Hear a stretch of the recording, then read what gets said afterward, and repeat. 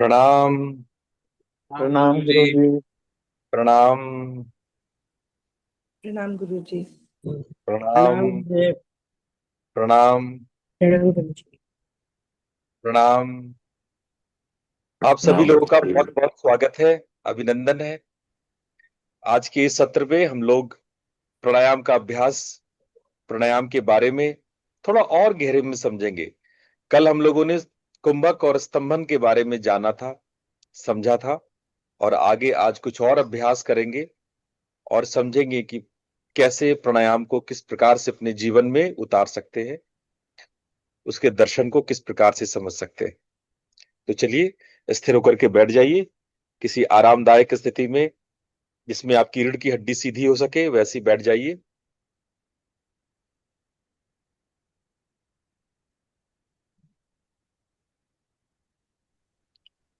प्रणाम गुरु जी। आपके हाथ मुद्रा में है, आंखें सहजता से बंद है। आप अपने शरीर का अवलोकन करें।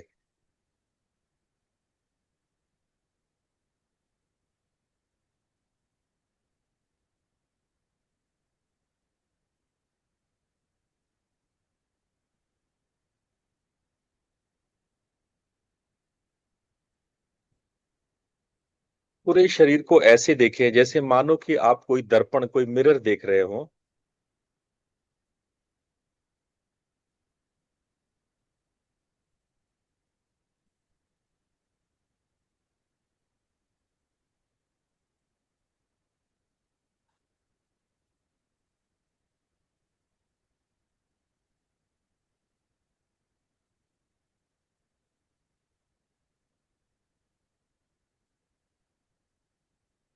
शरीर को बिल्कुल स्थिर और शांत।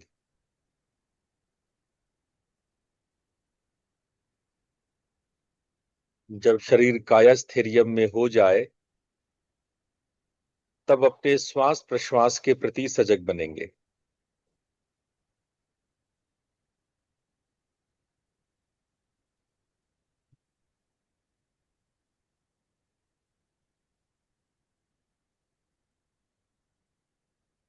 आप देखिए किस प्रकार से आप श्वास लेते छोड़ते हैं।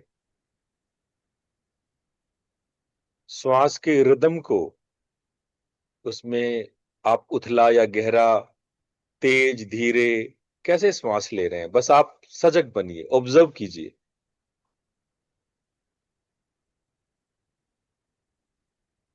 श्वासों में तापमान है और उसका स्पर्श आप नासारंध्रों में, इनर नॉस्ट्रिल्स में फील कर सकते हैं।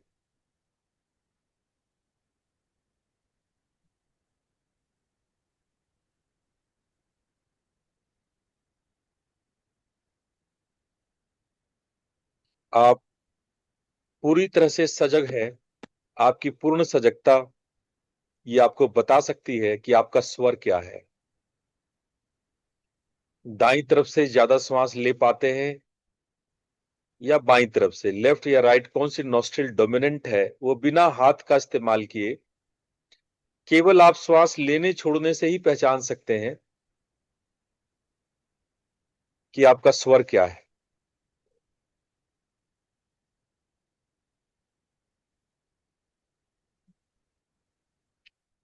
जब आप श्वास लेते और छोड़ते हैं तो बीच में एक अंतराल है, एक पॉज है, एक रिटेंशन है, जो अपने आप नेचुरल होता है। सजग बने।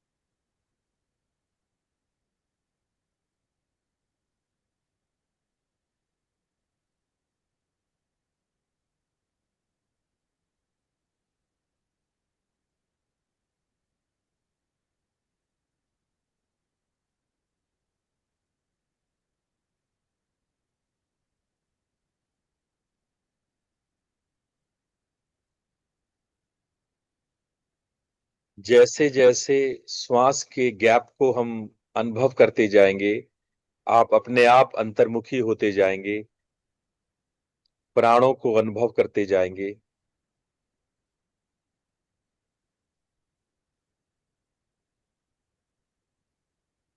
ये सारे डायरेक्ट मेथड्स हैं। अब आइए इनडायरेक्ट मेथड्स में उतरेंगे।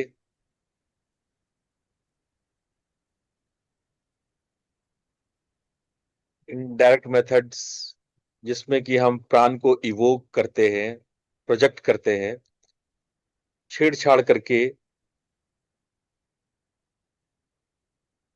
प्राण को जागृत करने की कोशिश करते हैं। उसमें सबसे पहला जो कि एक षटकर्म है, शुद्धि क्रिया है, वो है कपालभाति। हम लोग अगले 3 मिनट कपालभाति करेंगे। बीच में आप चाहें ब्रेक लेना आप ले सकते हैं। बाकी जिन लोगों को हाई बीपी है या हार्ट डिजीज है, वो धीरे धीरे कपालभाति करें। बाकी लोग तेजी के साथ कपालभाति कर सकते हैं। तो चलिए अगले 3 मिनट कपालभाति।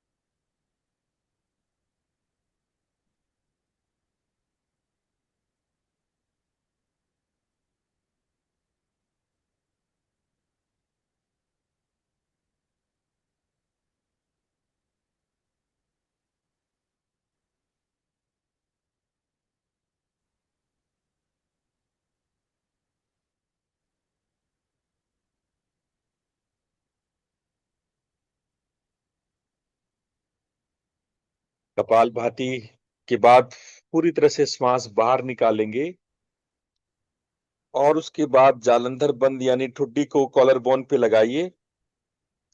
पेट को जितना सिकोड़ सकते हैं उद्यान बंद लगाइए, पेट को पीछे सिकोड़िए और मूल बंद जितना जोर से लगा सकते हैं लगाइए। जालंधर उद्यान मूल लगाने को महाबंध कहते हैं।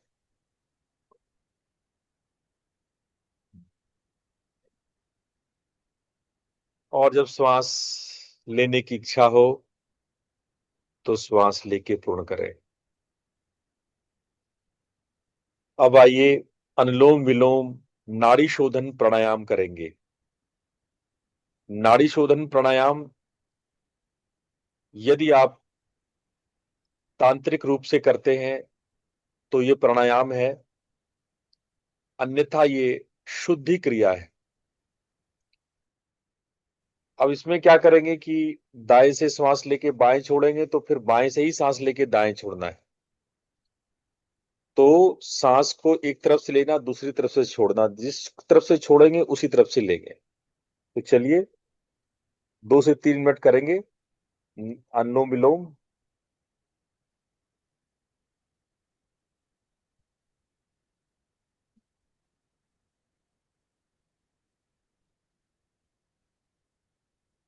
कोशिश कीजिए श्वासों को रेशियो में लाने का। स्टार्ट कीजिए 1:1:1 रेशियो, यानी 10 की गिनती में श्वास लेते हैं तो 10 की गिनती में रोकिए और 10 की गिनती में छोड़िए।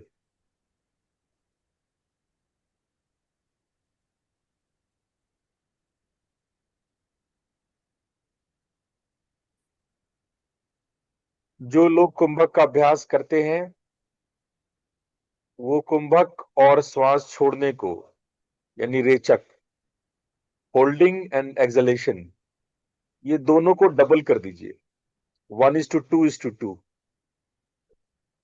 यानी 10 की गिनती में श्वास लेते हैं तो 20 की गिनती में रोकिए और 20 की गिनती में छोड़िए।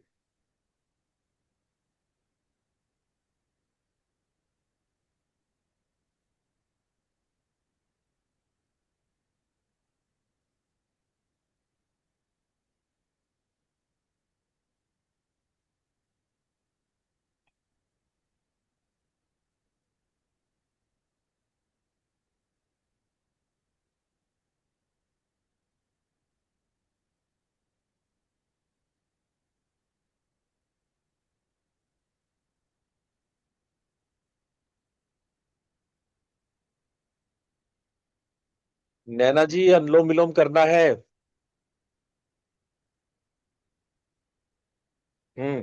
Use your fingers.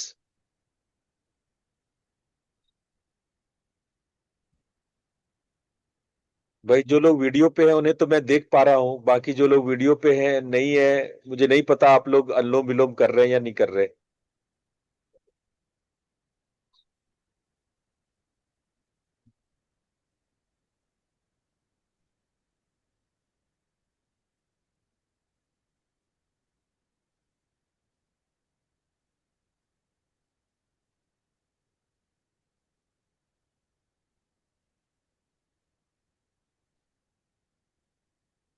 1 मिनट और कीजिए। जो लोग रेगुलर प्राणायाम करते हैं वो अपने रेशियो को 1:4:2 कर सकते हैं। 1:4:2 माने आप 4 गुना सांस रोकें, जितना श्वास लें उससे 4 गुना सांस रोकें। ये वही लोग कर सकते हैं। हाँ, तान्या आप कर सकते हैं, अनुलोम विलोम आप कर सकते हैं। बस सांसों को बहुत लंबा रोकना नहीं, एक तरफ से लेना दूसरी तरफ से छोड़ना।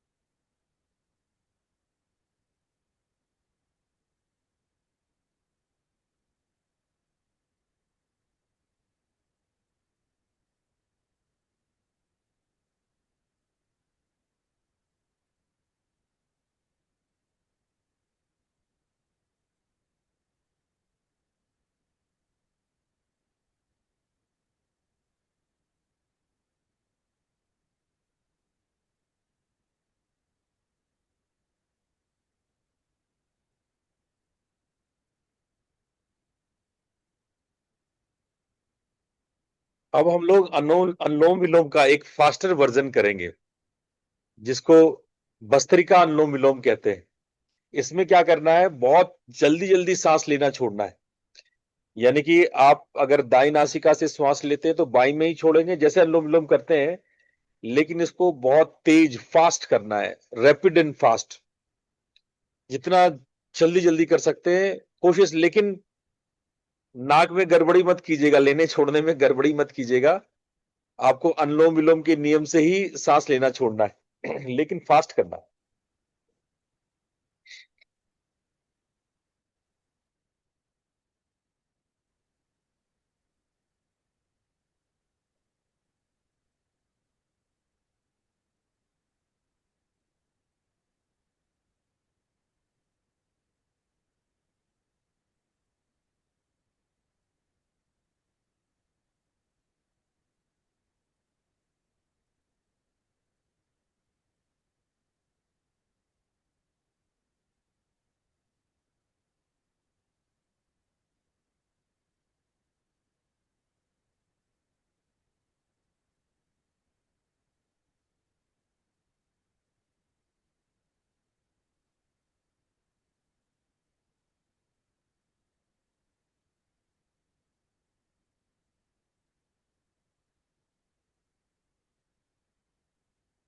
और रिलैक्स। एक बार फिर से महाबंद लगाइए।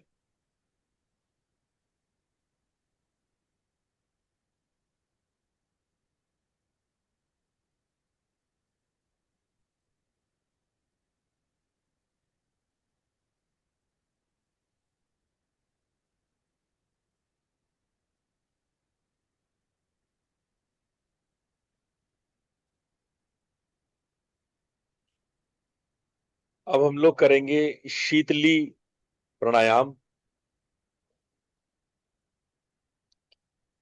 दो तरह के होते हैं, शीतली और शीतकारी। बड़े मिलते जुलते से प्राणायाम है।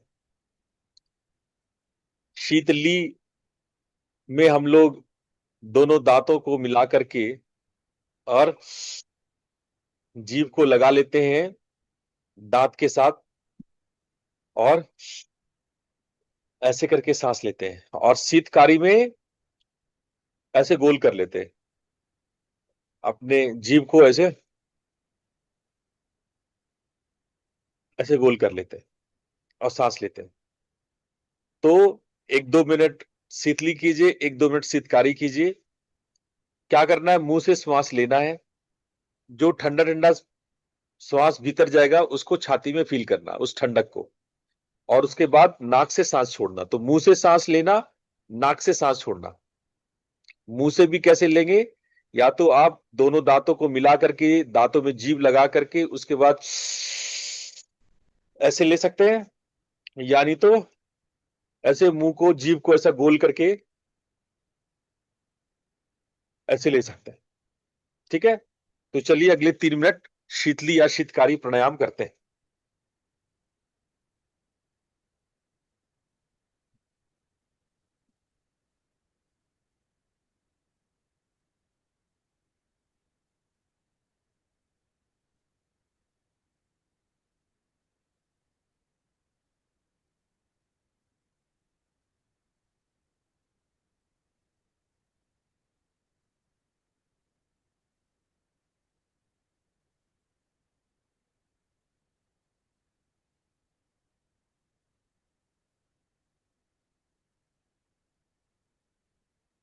कुंभक जरूर कीजिए। श्वास लेने के बाद रोकिए सांस को। छाती में ठंडापन को महसूस कीजिए। छाती में, पेट में ठंडेपन को महसूस कीजिए, यह जरूरी है। सांस लेके थोड़ी देर रुकिए। 10 सेकेंड, 20 सेकेंड, 30 सेकेंड, जितना रोक सकते हैं सांसों को रोकिए। हाई बीपी और हार्ट डिजीज वाले सांस ज्यादा नहीं रोकेंगे।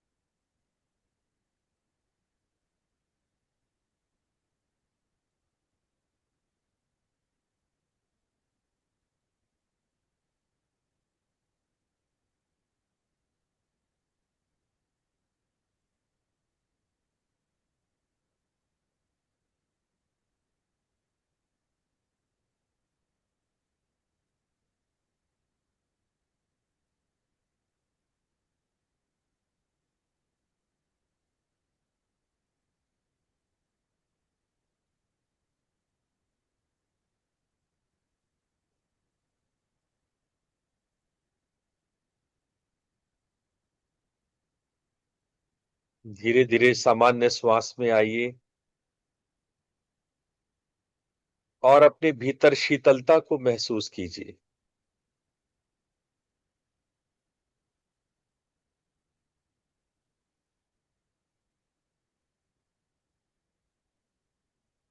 भ्रूमध्य पर दिव्य ज्योति का ख्याल करते हुए हम लोग 3 बार ओम मंत्र का उच्चारण करेंगे।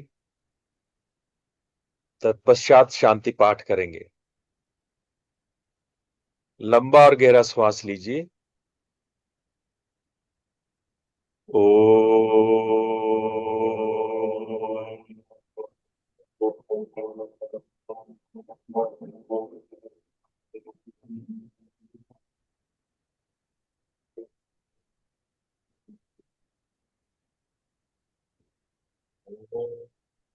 ओ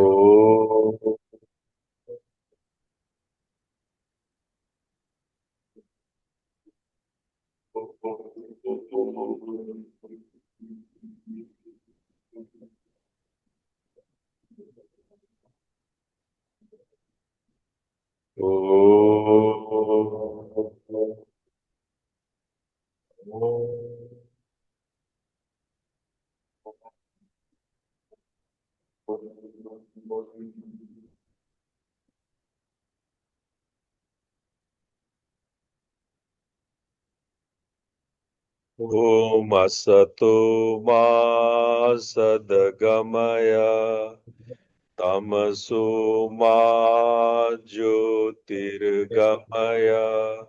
मृत्योर्मामृतं गमय। ओम शांति शांति शांति। दोनों हथेलियों को आपस में रगड़ते हुए और धीरे से अपनी आंखों पे रखें और धीरे धीरे अपनी आंखें खोल लें।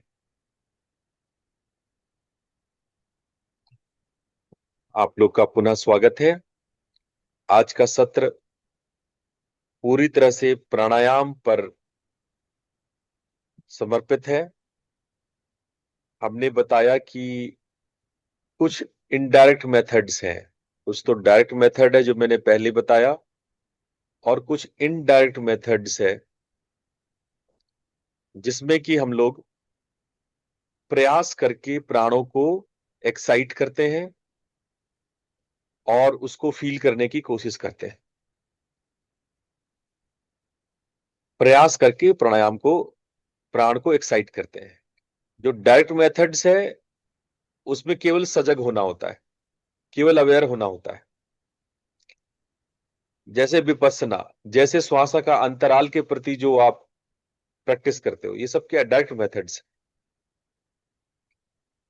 लेकिन इनडायरेक्ट मेथड में हम लोग श्वास के प्रयोग से हम लोग प्रोवोक करते हैं, स्टिमुलेट करते हैं प्राण को, श्वास की गति को नियंत्रित करते हैं, उसको धीरे धीरे या जल्दी करके उसमें श्वास की गति में चेंजेस करते हैं, श्वास को रेशियो में रखते हैं, अनुपात में रखते हैं, अनुलोम विलोम करते हैं। तो ये सारे प्रैक्टिसेस कहीं ना कहीं आपके प्राणों को काफी स्टिमुलेट कर देता है और तब आप प्राण को ज्यादा अच्छे से फील कर पाते हैं। तो आइए वो 7 प्रैक्टिसेस जो कि सामान्य रूप से प्रचलित है, सब लोग करते हैं प्रैक्टिस, और आज जो हमने कुछ एक किया वो सब आज मैं आपको बताऊंगा।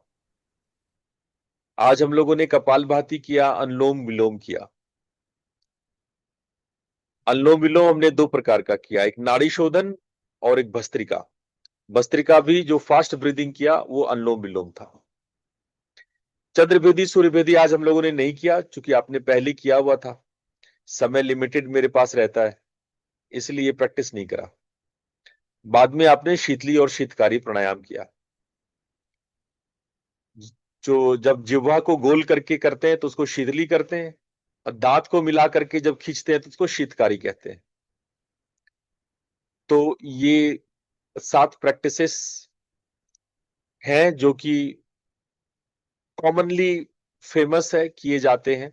आज उस समय उस विषय में बताएंगे आप। कपाल भाती। कपाल भाती ऑलरेडी बहुत फेमस है, सब लोग जानते हैं। अगर आप इसको तांत्रिक विधि से करते हैं तो ये प्राणायाम है, और अगर आप सामान्य रूप से करते हैं तो ये शोधन क्रिया है। नाड़ी शोधन और अनुलोम विलोम, अनुलोम विलोम नाड़ी शोधन और कपालभाति, ये दो ऐसे प्रैक्टिस हैं जो शुद्धि क्रिया है। अगर आप इसको तांत्रिक रूप से करेंगे तो ये दोनों ही क्रिया प्राणायाम हो जाती है। ये प्राण को विस्तार भी करती है। शुद्धि क्रिया मतलब कपालभाति और अनुलोम विलोम आपको क्लींजिंग करता है, नाड़ियों की सफाई करता है, उसके ब्लॉकेजेस को रिमूव करता है। तो ये कपालभाति और अनुलोम विलोम ये दोनों बड़े अच्छे से कर लेते हैं। लेकिन यदि आपको इसमें कुछ मंत्र जोड़ दें, कुछ यंत्रों के विजुअलाइजेशंस जोड़ दें, कुछ मुद्राएं जोड़ दें, तो ये दोनों ही प्रैक्टिस, चाहे वो कपालभाति हो या अनुलोम विलोम हो, ये शुद्धि क्रिया ना होकर के ये प्राण को विस्तार करने लगते हैं, प्राण को एक्सपैंड करने लगते हैं, प्राण को फैलाने लगते हैं, प्राण का विस्तार और प्रसार करने लगते हैं। इसलिए सामान्यतः जो कपालभाति आप लोग जानते हो, जो सामान्यतः प्रक्रिया प्रैक्टिस की जाती है, ये शुद्धि क्रिया है। आप सबको इसके बारे में खूब पता है, लेकिन फिर भी मैं आपको एक जानकारी दे दूं। जैसे कोई पतला पाइप है, कैपिलरी है, कोई छोटी सी पतली पाइप है, उसमें गंदगी जम जाए, उसके अंदर कोई धूल मिट्टी चली जाए, तो उस धूल मिट्टी को आप कैसे निकालोगे? एक तरफ से जोर से फूंक मारोगे, ऐसे करके फूंक मारोगे तो दूसरी तरफ से निकल जाएगा, राइट? लेकिन अगर उसको लोगे छोड़ोगे तो वो तो निकलेगा नहीं, वो तो धूल उसी में पड़ा रह जाएगा। धूल को बाहर निकालने के लिए क्या करते हो? एक तरफ से जोर जोर से फूंकते हो, exhale exhale exhale exhale exhale, फूंक मारते हो। फूंक मारते हो तो वो पाइप के अंदर में जो गंदगी है वो निकल जाती है। तो कपालभाति यही है, कपालभाति फूंक मारना है। तो आपके फेफड़ों में जितनी कैपिलरीज होते हैं, ब्रोंकियोल्स होते हैं, इसमें नाइट्रोजन की मात्रा भर भर की रहती है, क्योंकि आप अच्छे से श्वसन क्रिया करते नहीं हो, श्वास अच्छे से लेते छोड़ते नहीं। तो क्या होता है कि वो अंदर जम जाती है। ऊपर से पॉल्यूशंस की वजह से भी बहुत सारे नाइट्रोजन और नाइट्रोजन के मॉलिक्यूल्स वो आपके फेफड़े में ही रह जाते हैं, फेफड़ा जाम हो जाता है। और यदि कोई इंफेक्शन हो गया, जुकाम हो गया, कफ हो गया, तो वो भी आपकी छाती के लिए भार बन जाता है। कपालभाति का अभ्यास बहुत रामबाण है। जब आप फूंक मार मार के इस कैपिलरी को साफ करते हैं, इस पाइप को साफ करते हैं, तो इसमें कभी धूल मिट्टी गंदगी जमने नहीं पाती है। सारे संक्रमण, कीट कीटाणु और जितने भी यूजलेस ऑक्सीजन, नाइट्रोजन और उसके और दूसरे प्रोडक्ट्स हैं, वो फूंक के रास्ते से बाहर निकल आते हैं। कपालभाति के विषय में दूसरी बात ये कि इसको कपालभाति क्यों कहते हैं? कपाल का मतलब होता है ये जो आपका कपाल खोपड़ी है ना, इसको बोलते हैं कपाल। अब भाति का मतलब होता है चमकना। प्रैक्टिस कर रहे हो नाक से, सफाई हो रही है फेफड़े की, तो इसको कपालभाति को कहते हैं।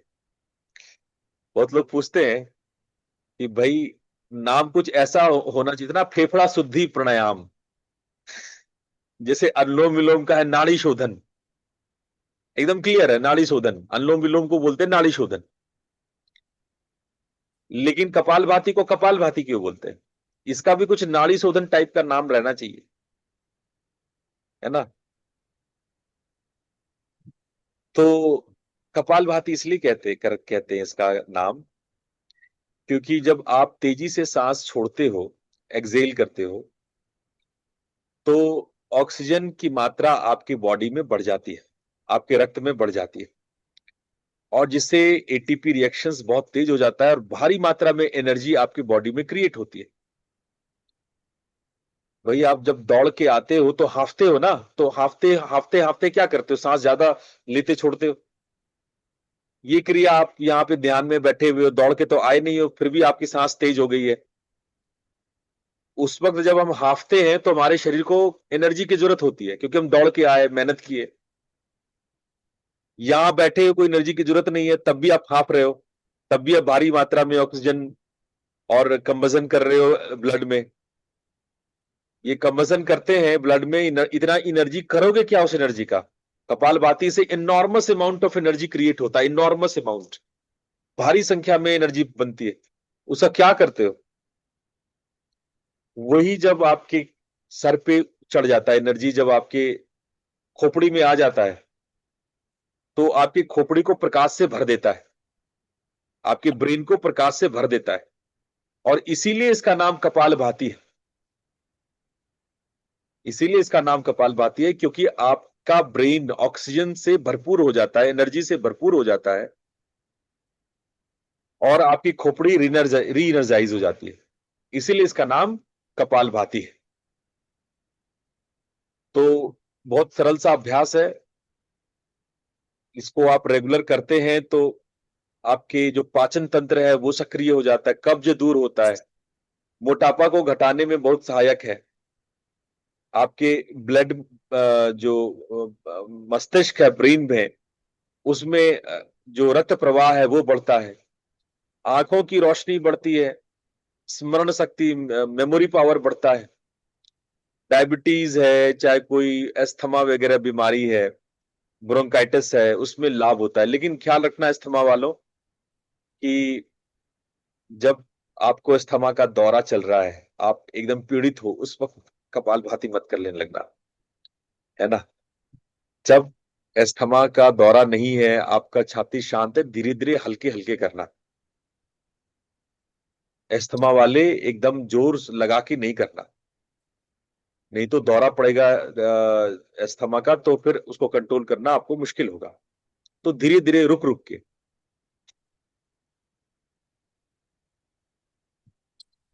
ऐसे कर सकते हैं, थोड़ा गैप दे करके, 2 स्ट्रोक्स में गैप देना।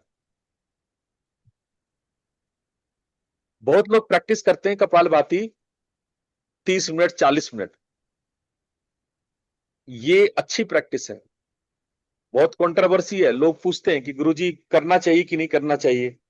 बिल्कुल कर सकते हैं आप, अगर स्वस्थ है तो। और इसके लिए अगर बैकग्राउंड में, मैं तो बहुत लोगों को बताता हूं, हनुमान चालीसा जो फास्ट वाला नहीं, एक नया निकला है, जय हनुमान ज्ञान गुण सागर जय, वैसा वाला जो फास्ट म्यूजिक जिसमें बीट्स हो, जिसमें बीट्स हो, इसमें वो ड्रम बीट्स बजता है ना, ड्रम बीट पीछे चला लो और उसके बाद कपालभाति करो। क्या बढ़िया टाइमिंग के साथ कपालभाति होगी, बड़ी सुंदर कपालभाति होगी। ड्रम बीट्स के साथ कपालभाति करो और उसमें आपको टाइमिंग मैच कर जाएगा। कपालभाति में ये है ना कि आप ऐसा नहीं कि अभी जल्दी जल्दी कर रहे हो, फिर थोड़ी देर के बाद धीरे धीरे कर लो, फिर वो रिदम आप मत तोड़ो। प्राणायाम में रिदम नहीं तोड़ते। प्राणायाम में अगर रिदम बनाए रखोगे, और इसीलिए हम आपको सुझाव दे रहे हैं कि आज या कल जब भी आप बैठो करने, तो बीट्स के साथ करना, जिसमें ड्रम्स बज रहे हो और स्ट्रॉन्ग ड्रम्स बज रहे हो, और उस बीट्स के साथ करोगे जब आप कपालभाति, तो आपका आनंद 4 गुना हो जाएगा, आपको मौज आ जाएगा करने में। उसके बाद जो लोग 5 मिनट करते हैं ना, वो 10 मिनट करेंगे, 10 मिनट करने वाले आधे आधे घंटे कर लेंगे। तो ये करना। इसके बाद नॉर्मली हम लोग कपालभाति के बाद अग्निसार क्रिया करते हैं। आज मैंने नहीं कराया क्योंकि गर्मी का मौसम है, इसीलिए अग्निसार क्रिया नहीं कराया, वरना इसके बाद अग्निसार क्रिया कराई जाती है। और कपालभाति प्लस अग्निसार ये प्रॉपर इफेक्ट आपको देता है। अब आइए दूसरा, अनुलोम विलोम प्राणायाम। अच्छा, इसको बताने से पहले एक बात, कल मैंने आप लोग को कुंभक बताया था। हमने बताया कि हठ योग में 8 अष्ट कुंभक होते हैं, जबकि पतंजलि ने केवल 4 प्रकार के कुंभक बताए हैं। बाह्य कुंभक, अंतर कुंभक, स्तंभन और केवली, जिसके बारे में हम लोगों ने कल चर्चा की थी। लेकिन हठ योग के ग्रंथों में 8 प्रकार के, 8 types of retention, breath retention बताया गया, कुंभक बताया गया। अब मैं आपको समझाऊंगा कि नाड़ी शोधन, भस्त्रिका, सूर्यभेदी, ये कुंभक क्यों है? प्रैक्टिस तो हम लोग श्वास के साथ करते हैं, इधर से सांस लिया उधर से छोड़ा, मालूम पड़ता है कि ये सांसों का प्रैक्टिस है। पर हमारे ग्रंथ इसको कुंभक क्यों कहते हैं? प्राणायाम की बजाय इसको कुंभक बोला गया, इसको श्वास की तकनीक नहीं बोला गया। प्राणायाम श्वास का तकनीक नहीं है, प्राणायाम कुंभक है। श्वास न लेने को प्राणायाम कहते हैं, सांस लेने और लेने की टेक्निक, छोड़ने की टेक्निक नहीं है। श्वास न लेना प्राणायाम है। जब आप श्वास नहीं लेते हैं उसको प्राणायाम बोलते हैं। और सांस नहीं लेने के 8 तरीके हमारे हठ ग्रंथ बताते हैं कि सांस नहीं लेने के 8 तरीके। अभी पतंजलि ने बताया था 4 तरीके। जब श्वास ले लें, छोड़ने की इच्छा ना हो, उसको बोलते हैं अंतर कुंभक। श्वास छोड़ दें, लेने की इच्छा ना हो, इसको कहते हैं बाह्य कुंभक। श्वास रुक जाए तो फिर श्वास को चालू करने की इच्छा ना हो, तो उसको कहते हैं स्तंभन। और जब आपका श्वास लेना, छोड़ना, कुंभक करना तीनों खत्म हो जाए तो उसको बोलते हैं केवली। ये वृत्ति है, उन्होंने, पतंजलि ने इसको वृत्ति कहा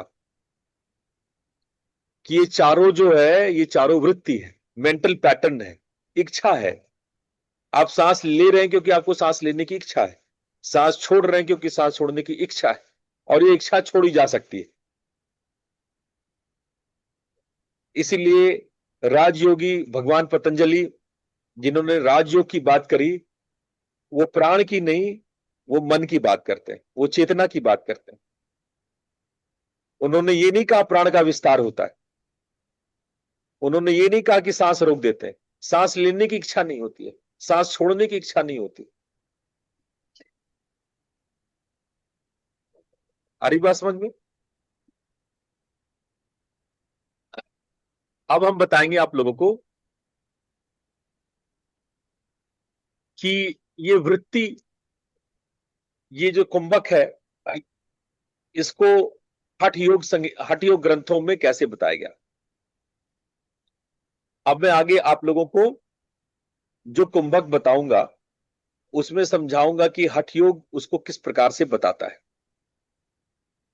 जैसे एक परिकल्पना है कि 84 लाख नाड़ियों में से केवल 72,000 नाड़ियां फंक्शन है, और नाड़ी शोधन इन 72,000 नाड़ियों की शुद्धि करता है।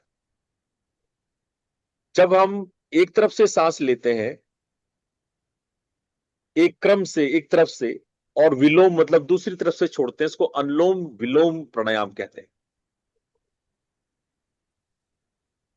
ठीक है, तो इसमें मुद्रा, ये वाली मुद्रा लगाते हैं। 2 उंगली से भी लगा सकते हैं, 1 उंगली से भी कर सकते हैं, यानी तर्जनी को सीधा करके भी कर सकते हैं, तर्जनी और मध्यमा को भी सीधा करके कर सकते हैं। इसको हम लोग कहते हैं विष्णु मुद्रा। जब हम दोनों नाक को इस तरह से करते हैं, 2 उंगली को सीधा करके या 1 उंगली को सीधा करके, तो उसको कहते हैं विष्णु मुद्रा। विष्णु मुद्रा क्यों कहते हैं? कि भगवान विष्णु चक्र 1 उंगली पे लगाते हैं ना, चक्र लगाने के लिए वो अपनी तर्जनी सीधी करते हैं, तो इसलिए इसका नाम है विष्णु मुद्रा। विष्णु मुद्रा 2 उंगली से भी कर सकते हैं और ये 1 उंगली से भी कर सकते हैं।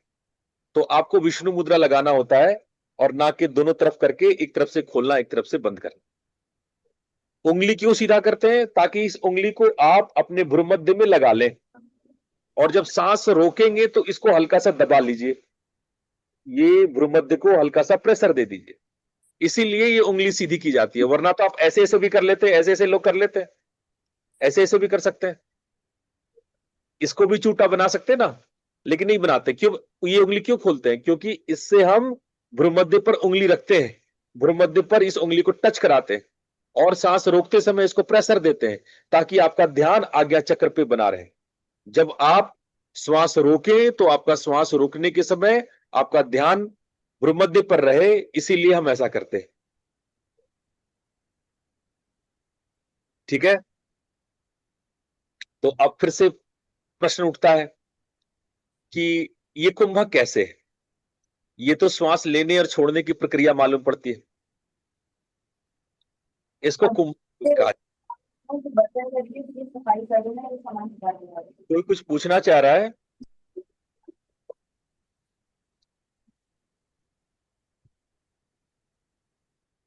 तो आप म्यूट हो जाइए। अगर आपके बैकग्राउंड से आ रही है आवाज तो आप म्यूट हो जाइए।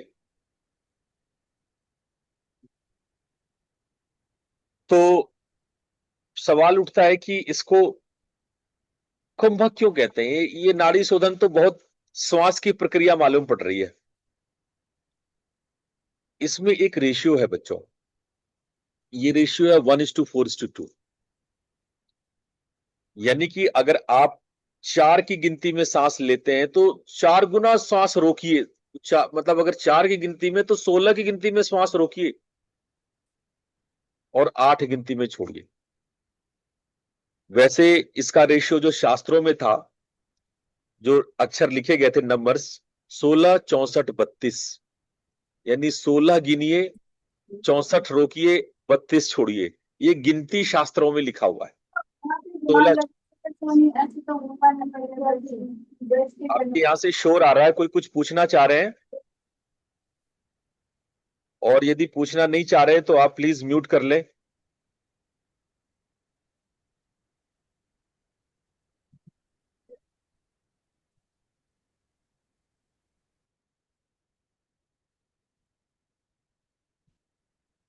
तो 16, 64, 32।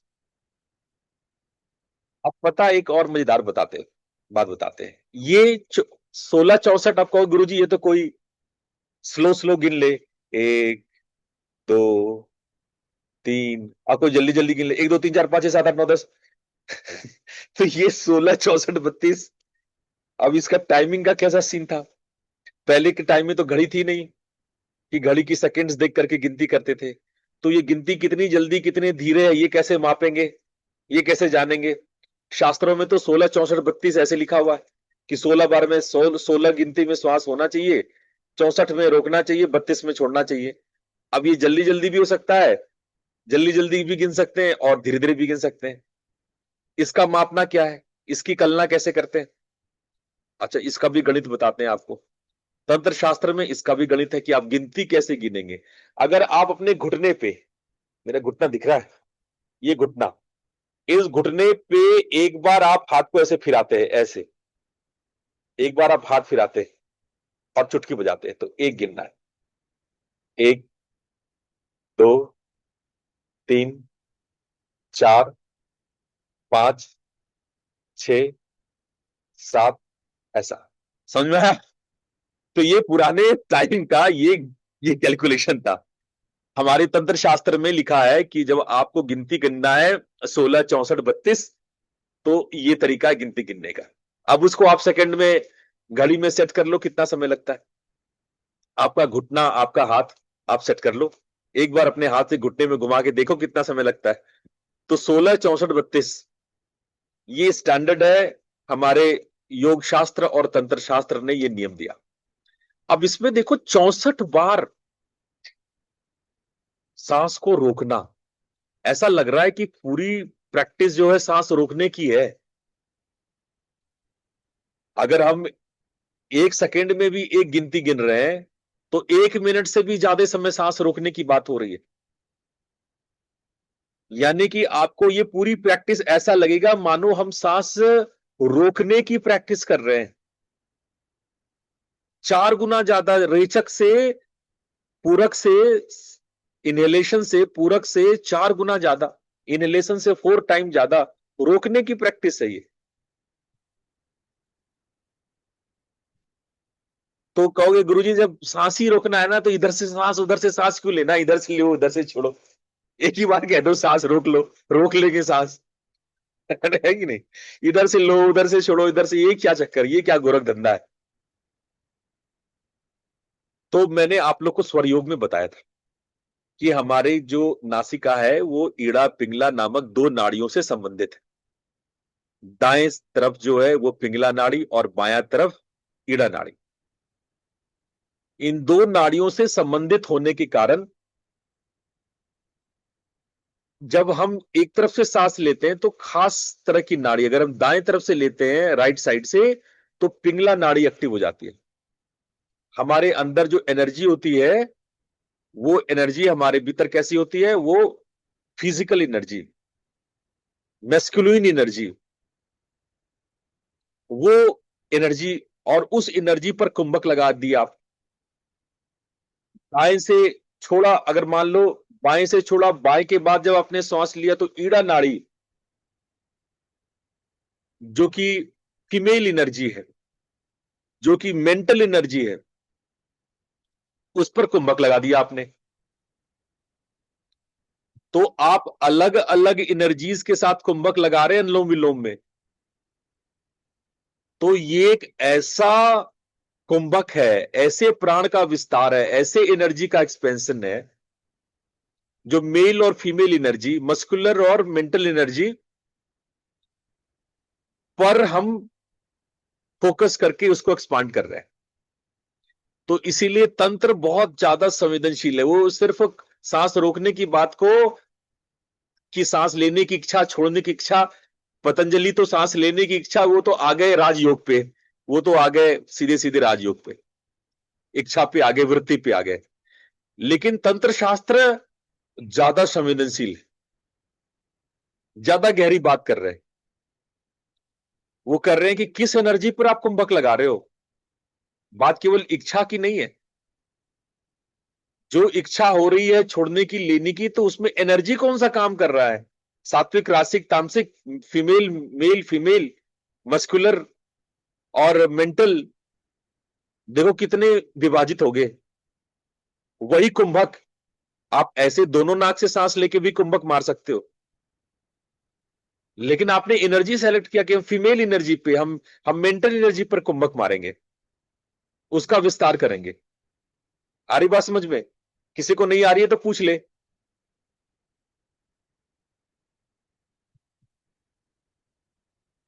आज दर्शक दीर्घा की तरफ से कोई प्रश्न नहीं उठ रहा है, कोई बात नहीं है। सब लोग लग रहा है विद्वान लोग हो। आज अमिता नहीं आई है क्या?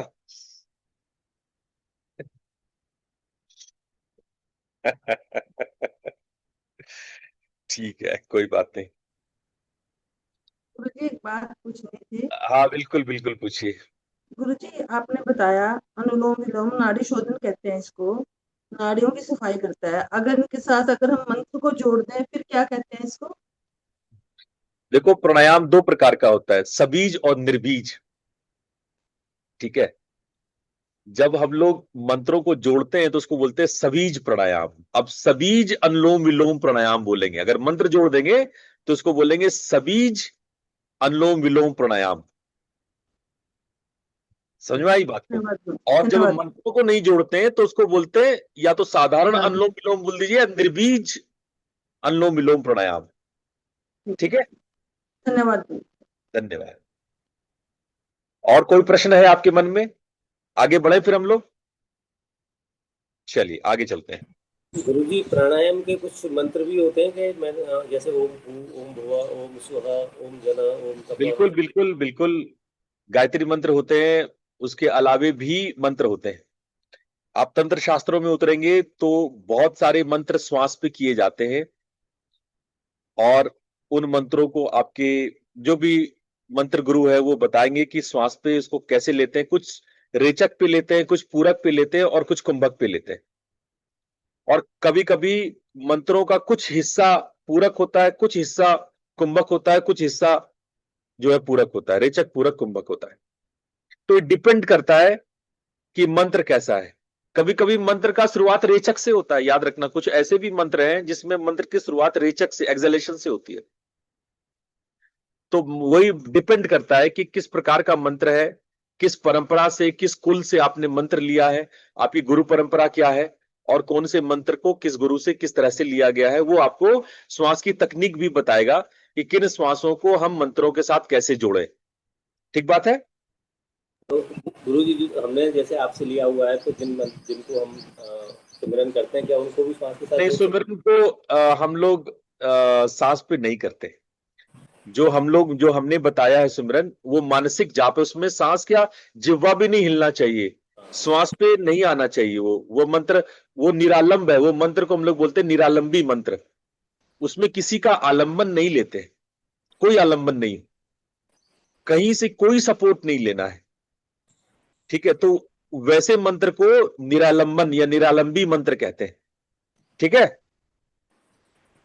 ठीक है। अब आ जाओ सूर्य भेदी और चंद्र भेदी। वैसे आज मैंने नहीं कराया, पर मैं आप लोग को बता रहा था कि ये एक शक्तिशाली प्राणायाम है। आप हठ ग्रंथों में जाएंगे तो प्राणायाम यहां से शुरू होता है, सूर्य भेदी से। प्राणायाम कपालभाति से शुरू नहीं होता है, प्राणायाम की शुरुआत होती है सूर्य भेदी से। हठ प्रदीपिका में पहला प्राणायाम है सूर्य भेदी। सूर्य भेदी मतलब आप दाई से लो, राइट से लो और लेफ्ट से छोड़ो। और सबको पता है राइट साइड सूर्य है, लेफ्ट साइड चंद्र है। अब बड़ा सवाल ये उठता है, आपकी जगह चलो मैं ही पूछ लेता हूं, आप तो पूछ नहीं रहे कि गुरुजी ये बताओ कि चंद्र भेदी में लेफ्ट नॉस्ट्रिल का यूज तो कर ही रहे एक्सलेशन में, तो हम इसको सूर्य भेदी ही क्यों कहते हैं? क्वेश्चन समझ में आ रहा है भाई? अगला नोस्ट्रिल तो यूज हो ही रहा है, एक्सलेशन में हो रहा है, तो क्या इनहेलेशन इतना महत्वपूर्ण है कि जिस तरफ से इनहेलेशन लिया जाए उस प्राणायाम का नाम उस तरफ से हो जाता है? सूर्य से राइट से ले रहे हैं तो सूर्य भेदी हो गया, लेफ्ट की तरफ से अगर इनहेल कर रहे हैं तो चंद्र भेदी हो गया। तो मैं कहूंगा हां, आप इनहेल किससे करते हैं, आप इनहेल जिस भी तरफ से करें वो बहुत इंपॉर्टेंट है। आप एक्सेल किससे कर रहे हैं उससे ज्यादा महत्वपूर्ण है कि आप इनहेल किससे कर रहे हैं। ये बहुत इंपॉर्टेंट पार्ट है। अब ये क्यों है मैं बताता हूं। एक्सलेशन रिलैक्सेशन है, एक्सलेशन शिथिलता है, एक्सलेशन एक्सपेंशन है। लेकिन जो भेदन की क्रिया हो रही है, जब आप भेद रहे हो, जब आप पियर्स कर रहे हो, तो वो या तो राइट से करोगे या तो लेफ्ट से करोगे। राइट से करोगे तो सूर्य भेदी, लेफ्ट से करोगे तो चंद्र भेदी। इसीलिए इनहेलेशन को हम लोग कहते हैं जीवन और एक्सलेशन को कहते हैं मृत्यु। एक्सलेशन रिलैक्सेशन है, शांति है, शून्यता है, और इनहेलेशन आपका श्वास लेने का प्रक्रिया, ये जीवन है, ये प्राण है, ये जीवटता है, ये कर्मठता है, ये भेदन है, ये क्रिया और प्रक्रिया है। लेकिन एक्सलेशन शांति है, रिलैक्सेशन है, कला है, विराम है, शून्य है। अरे बात समझ में? तो इसीलिए जो अगर भेदन की क्रिया है, जब आप किसी नाड़ी को पियर्स कर रहे हैं, भेद रहे हैं, तो जिस तरफ से इनहेलेशन करते हैं उसी तरफ से उसका नामाकरण हो जाता है। पिंगला की तरफ से कर रहे हैं तो सूर्य भेदी, और इस तरफ से कर रहे हैं तो चंद्र भेदी। और देखो इसके रिजल्ट भी वैसे ही है। सूर्य भेदी से अग्नि तत्व जागृत होती है और चंद्र भेदी से जल तत्व जागृत होता है। जहां सूर्य भेदी से आपके शरीर में गर्माहट, ऊर्जा, पाचन शक्ति बढ़ेगा, उसी तरह चंद्र भेदी में से शीतलता आएगा, मस्तिष्क को शांत और ठंडा रखेगा। तो ये दोनों के अपने अपने लाभ हैं, इनके बहुत सारे लाभ हैं। आप स्क्रीन पर देख लिए होंगे कि इसके लाभ क्या है। आइए अगला प्रैक्टिस देखते हैं, भस्त्रिका। ऑल्दो मैंने आज भस्त्रिका अनुलोम विलोम में कराया आप लोगों को, आज मैंने ओपन यानी दोनों नासिका वाली भस्त्रिका नहीं कराई, ठीक है। वो गर्मी के दिन में नहीं करते क्योंकि बहुत ज्यादा शरीर में गर्मी हो जाती है, और खासकर जिनको पित्त बढ़ा हुआ है, एसिडिटी बढ़ा हुआ है, उनके लिए बहुत मुश्किल है। गति के अनुसार 3 प्रकार की गति होती है, मंद, स्लो, मध्यम, मीडियम और तीव्र फास्ट। अब आपको मैं अनुलोम विलोम में करा रहा हूं भस्त्रिका। इधर से सांस लिया, इधर छोड़ा, इधर से लिया, इधर छोड़ा। अब अनुलोम विलोम में आप देखो किस तरह की गति होती है। देखो मैं आपको, पता नहीं आपको मेरी आवाज, नाक की आवाज सुनाई पड़ेगी। मेरी आवाज आ रही है नाक की? कोई हाँ नहीं बता दे। नहीं गुरुदेव, अच्छा नहीं आ क्लियर। रही। चलो, तो इधर से लेना, इधर तो अगर स्लो स्लो करते हैं, ऐसे ऐसे करते हैं, लिया छोड़ा, लिया छोड़ा, तो ऐसे करते, लिया छोड़ा, लिया छोड़ा, लिया छोड़ा, ऐसे इस स्पीड में करते हैं। आपको श्वास की आवाज आती तो करके दिखाते, तो इसको बोलते हैं मंद, स्लो। फास्ट करते हैं जब 1 मिनट में 60 बार, यानी 1 सेकंड में सांस लिया छोड़ा, लिया छोड़ा। ये क्रम अगर एक सेकंड में हो जाए, लिया छोड़ा, लिया छोड़ा, लिया छोड़ा, लिया छोड़ा, लिया छोड़ा, लिया छोड़ा, तो इसको कहते हैं मध्यम। अब फास्ट क्या होगा? और से भी तेज, लिया छोड़ा, लिया छोड़ा, लिया छोड़ा, ये फास्ट हो गया। तो ये प्रैक्टिस की बात। आपको सबसे फास्ट से शुरू नहीं करना है, आपको पहले स्लो से, मंद से शुरू करना है। 15-20 दिन पहले मंद वाला अभ्यास करो। 3 सप्ताह के बाद फिर धीरे धीरे धीरे अपने आप चेंज होने लगेगा। अपने आप, आपको बदलने की भी जरूरत नहीं होगी। आपको प्लान भी नहीं करना है कि चलो 3 सप्ताह के बाद ये करेंगे, 4 सप्ताह, ऐसा कुछ नहीं। अपने आप चेंज फास्ट हो जाएगा, अपने आप फास्ट हो जाएगा। तो ये भस्त्रिका को बहुत शक्तिशाली प्राणायाम माना गया, बहुत शक्तिशाली। मतलब कुंडलनी जागरण में भी भस्त्रिका का यूज होता है। भस्त्रिका बहुत ही तांत्रिक साधना है। इसमें तंत्र के बहुत सारे प्रयोग हैं। यज्ञ में प्रयोग होता है, तंत्र में प्रयोग होता है, और अग्नि पंचाग्नि साधना में इसका प्रयोग होता है। भस्त्रिका का ढेर सारा प्रयोग हमारे तंत्र में है। कालाग्नि में इसका प्रयोग होता है। बहुत सारे प्रयोग इसके भस्त्रिका के हैं। तो ये क्या है, आपके अंदर में अग्नि तत्व को एकदम से फास्ट कर देता है। इसके लेकिन फिजिकल लाभ भी है। आपका मोटापा बहुत तेजी से घटता है, आपका जो वात पित्त कफ का दोष ठीक होता है, आपके फेफड़े की बीमारियां ठीक होती है, आपके अंदर स्फूर्ति, आलस्य दूर होता है और स्फूर्ति आता है।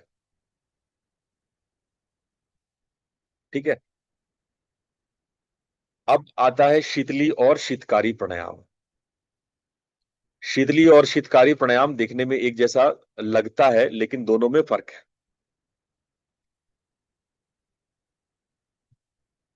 जो शीतली प्राणायाम है, इसमें जीभ को बाहर ऐसे गोल बना करके, और शीतकारी में ऐसे आवाज, जीभ दोनों दांत को लगा करके, जीभ को दांतों से लगा करके खींचते हैं। क्योंकि इस दोनों ही क्रिया में आपका सलाइवा, जो लार है, उसके साथ एयर का कांटेक्ट होता है, और हवा जो आप लेते हैं मुंह से वो ठंडी हो जाती है, और अंदर आपके ठंडी ठंडी, जैसे अगर आप गर्मियों में बाहर निकलते हो, जो लू पड़ रहा हो, हीट वेव्स चल रहा हो, तो आप बहुत धीरे धीरे शीतली, यानी जीभ को गोल करके धीरे धीरे सांस लीजिए। नाक से लेंगे तो लू, आपको पता है लू मारता है तो आपके बॉडी पे लू नहीं मारता है। लू लगता है, जिसको हीट वेव लगता है, सांस से लगता है, ब्रेथ से लगता है। जो लू लगती है वो ब्रेथ से लगती है। कई बार आप पहाड़ों पे जाएंगे तो गर्मी बहुत तीव्र होती है, तेज, लेकिन हवा में ठंडक होती है, तो आपको लू नहीं लगेगा पहाड़ों पे, इसलिए कम लू लगता है, क्योंकि हवा में ठंडक होती है। रोशनी तेज होता है, धूप की जो गर्मी है वो तेज होती है, लेकिन हवा में ठंडक होती है। लेकिन प्लेन्स में, उत्तर भारत में खासकर से, हवा गर्म होता है। चलो साउथ में या फिर जो समुद्र के किनारे हैं, तो हवा में एक नमी नमी होती है, तो हवा में उतनी गर्मी नहीं होती। लेकिन नॉर्थ बेल्ट जो है आपका, उत्तर प्रदेश हो गया, आपका हरियाणा हो गया, राजस्थान हो गया, दिल्ली हो गया, मध्य प्रदेश हो गया, आपका महाराष्ट्र हो गया, ये सब जगह पे हवा में गर्मी है। जो समुद्र के किनारे हैं वो तो ठीक है, हवा में नमी है। तो उसमें अगर आप जीभ को गोल करके सांस लेते हैं और धीरे धीरे सांस लेते हैं, और तो आपको लू नहीं मारेगा। अगर आपको ऐसा लग रहा है कि गर्मी से चक्कर आ रहे हैं, तो आप शीतली प्राणायाम करना शुरू कर दो। वहीं पे जहां पे हो, आप मूर्छित होकर नहीं गिरोगे, आप बेहोश होकर नहीं गिरोगे, आप बच जाओगे। जब 45 डिग्री से ऊपर टेम्परेचर है, तो यही शीतली प्राणायाम आपको भूख प्यास से रोक देता है, भूख प्यास से संभाल देता है आपको, और हाई बीपी भी डाउन हो जाता है। और अगर आप इसको रेगुलर प्रैक्टिस करते हो, तो आपके मुंह की बीमारियां, दांत मसूड़े मजबूत होते हैं, गले का रोग ठीक होता है, चेहरे की सुंदरता बढ़ती है। अब ये बहुत आश्चर्यजनक है, हठयोग प्रदीपिका ऐसा क्यों कहता है? पर हठयोग प्रदीपिका कहता है कि शीतली और शीतकारी करने वाले कामदेव की तरह सुंदर हो जाते हैं, ऐसा श्लोक कह रहा है। ये मेरा स्टेटमेंट नहीं है। अब ये कामदेव की तरह सुंदर कैसे हो जाते हैं, ये विचारणीय है, ये विचारणीय है। अब हम लोग आते हैं, चलते चलते अब हम लोग इन सातों को एक बार देख लो। श्वास की क्रिया कपालभाति में तीव्र होता है, लेकिन केवल रेचक एक्सलेशन होता है।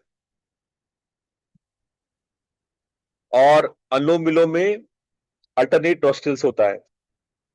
सूर्य भेदी में दाई से बाई, ये आपको लाभ, ये सब समय लिखा है। ये आप लोग कॉपी पेस्ट कर लीजिए, मुझे बताने की जरूरत नहीं है। ये आप इस स्लाइड को क्लिक कर सकते हैं, इसकी फोटो ले सकते हैं। ये इसकी तुलनात्मक स्टडी है। राउंड्स भी आप देख लो। पहले कभी भी प्राणायाम करने से पहले थोड़ा सूक्ष्म व्यायाम, ज्वाइंट एक्सरसाइज जरूर कर लिया करो। सारे गर्दन के, है ना, ये सब ज्वाइंट एक्सरसाइज, ये सब हाथ पैर के कर लिया करो। 5 मिनट सूक्ष्म व्यायाम कर लिया, उसके बाद 3 से 5 मिनट या 10 मिनट कपालभाति कर लिया, 15 से 20 मिनट अनुलोम विलोम कर लिया, 5 मिनट का भस्त्रिका, 5 मिनट का सूर्य और चंद्रभेदी, 5 मिनट का आपका शीतली शीतकारी, और अंतिम के 10-15 मिनट आप ध्यान करें। ये आपका अगर ब्रह्म मुहूर्त में आप ये प्रैक्टिस कर लेते हो, ये 1 घंटे की प्रैक्टिस, तो कभी रोग में हमेशा निरोगी, जीवन भर निरोगी रहोगे, प्रसन्नचित रहोगे, आपके चेहरे पे चमक रहेगी। खाली पेट करना चाहिए, खाने के कम से कम 4-5 घंटे बाद करो। एकदम स्वच्छ हवादार कमरे में बैठो, नित्य क्रम से। इसमें नित्यता की बहुत जरूरत है कि एवरीडे रेगुलर प्रैक्टिस करनी चाहिए। कब नहीं करना चाहिए? अगर आप हाई बीपी, लो बीपी के हैं, तो एक बार अपने टीचर से समझ लीजिए, डॉक्टर से बात कर लीजिए। गर्भवती महिलाएं जो है, वो जिसमें सांस रोकना है लंबा, या बहुत तेजी से पेट को मूव करना है, भस्त्रिका, वैसे प्रैक्टिस नहीं करेंगे। हार्ट डिजीज वालों को तो प्रॉपर परमिशन लेनी चाहिए अपने डॉक्टर से। जो अस्थमा के, जिनको दौरा पड़ रहा है, या कोई और एपिलिप्सी की बीमारियां हैं, उनको भी ये प्रैक्टिसेस नहीं करनी चाहिए। ऑपरेशन के 6 महीने बाद ही करना चाहिए। बुखार है आपको, फीवर है, तो भी ये प्रैक्टिसेस नहीं करनी चाहिए, सावधान रहना चाहिए। हर्निया है, और अगर आपका मेंस चल रहा है, तो भी बहुत स्ट्रांग नहीं, हल्के फुल्के कीजिए, बहुत हल्का फुल्का कीजिए, ठीक है, लेकिन बहुत स्ट्रांग फोर्स करके उन लेडीज को नहीं करना चाहिए जिनका मासिक धर्म चल रहा है। बहुत थके हुए हैं, बीमार है, बुखार है, सर दर्द है, तो भी नहीं करना चाहिए। कोई गंभीर पागलपन है, मानसिक बीमारी है, एबनॉर्मल केस है, कोई एक्यूट एस्थमा है, तो भी ये प्रैक्टिस नहीं करना चाहिए। और हम लोग 12 साल की उम्र को लंबा कुंभक नहीं सिखाते, थोड़ा थोड़ा कुंभक कराइए। कुंभक एक्सटेंशन में नहीं सिखाते। हाँ, जो बच्चे बहुत खेलते दौड़ते हैं तो वो तो सीख लेते हैं। आजकल के बच्चे बड़े नाजुक हैं, उनको सफोकेशन हो जाता है कराने में, इसलिए छोटे बच्चों को धीरे धीरे आप आगे बढ़ाएं। तो चलते चलते मैं आपको यही बोलूंगा कि श्वास ही जीवन है। जिसका श्वास स्थिर है उसका मन स्थिर है। चले वाते चले चित्ते, निश्चले निश्चले, निश्चले वाते निश्चले मन। अगर आप का श्वास स्थिर है तो मन भी स्थिर हो जाएगा, और मन स्थिर है तो श्वास स्थिर हो जाएगा। और अगर श्वास आपका अस्थिर है तो मन तो निश्चित रूप से अस्थिर होगा।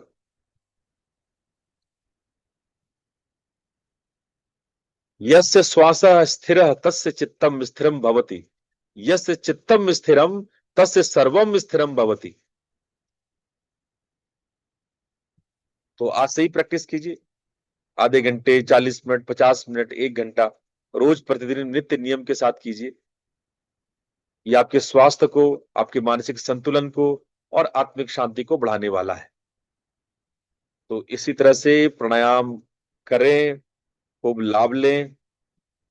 और इस संडे को हम जो स्पेशल प्रोग्राम करेंगे वो 7 से 9 का प्रोग्राम है, जिसमें कि हम आपको कवच बनाना सिखा रहे हैं कि नेगेटिव एनर्जी से कैसे बचा जाए। उसके लिए मैं कुछ आपको तांत्रिक क्रियाएं सिखाऊंगा।